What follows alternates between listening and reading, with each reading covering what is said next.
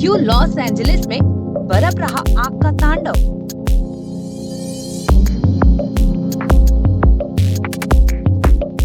आखिर आग के आगे क्यों बेबस हुआ अमेरिका।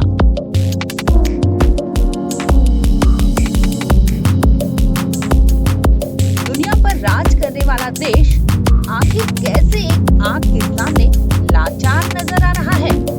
इस आग के पीछे की क्या है हैरान करने वाली कहानी। आखिर ये आग रोकने में क्यों इतनी मशक्कत हो रही है।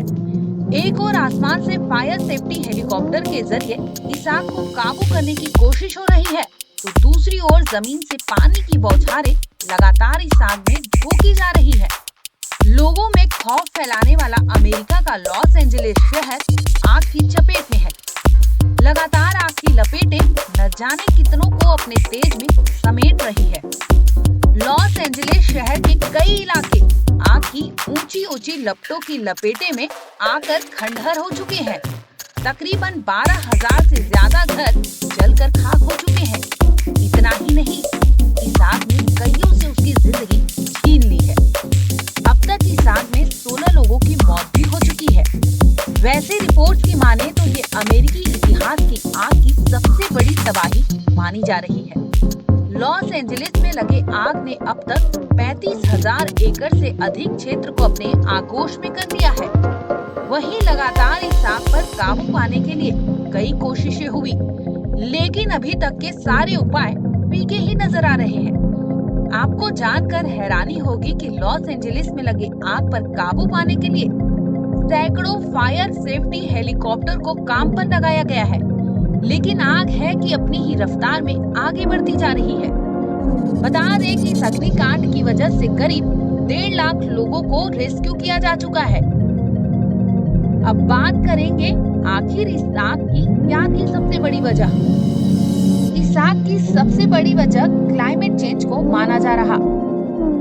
दरअसल कैलिफोर्निया पिछले 1 दशक से सूखे की मार झेल रहा था, यानी वहाँ आसपास की जमीनें, पेड़ पौधे, नदी, पहाड़ सब पर इस सूखे का असर था।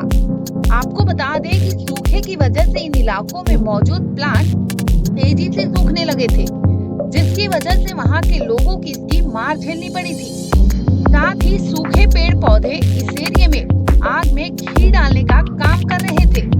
हाल फिलहाल में कैलिफोर्निया में गर्मी बेहद थी, जिसकी वजह से मानसून में बारिश ने भी अपनी रफ्तार कम कर दी थी। नतीजतन उस इलाके को गर्मी की मार झेलनी पड़ी थी। आखिर इस आग को किसने भड़काया? तो बता दें कि कैलिफोर्निया में लगी आग की इस घटना को सांता एना हवाओं ने तेजी से भड़काने का काम किया है। अब आप सोच रहे होंगे कि आखिर कैसे। बता दें कि सांता एना हवाएं शुष्क होने के साथ साथ प्रभावशाली भी होती है। दिशा की बात करें तो ये हवाएं पहाड़ों से साउथ कैलिफोर्निया तट की ओर से चलती है और इस इलाके में हर साल औसतन सांता एना हवा अपनी कहर छोड़ जाती है। अग्निकांड की बात करें तो लगभग 10 से 12 घटनाएं होती रहती है। क्योंकि हवा जब शुष्क होती है तो ऐसी परिस्थिति में आग को और भी गति मिल जाता है।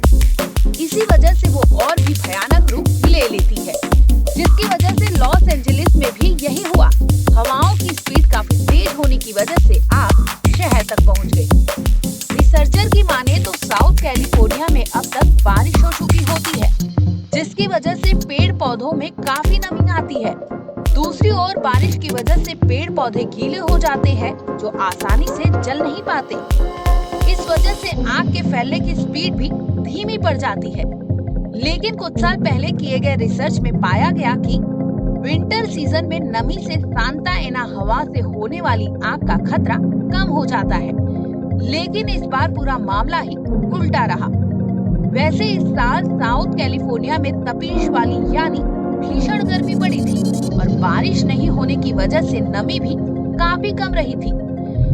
यही सबसे बड़ी वजह बनी कि आग पर काबू पाना इतना ज्यादा कठिन हो गया कि मंजर भयावह देखने मिला। दूसरी ओर यूरोपियन यूनियन ने एक प्रोग्राम के तहत कोपरनिकस जलवायु परिवर्तन सेवा ने साल 2024 को धरती का अब तक का सबसे गर्म साल घोषित किया है। वैज्ञानिकों का मानना है कि जलवायु परिवर्तन के कारण ही ये आपदा और भी बद से बदतर हो गई है।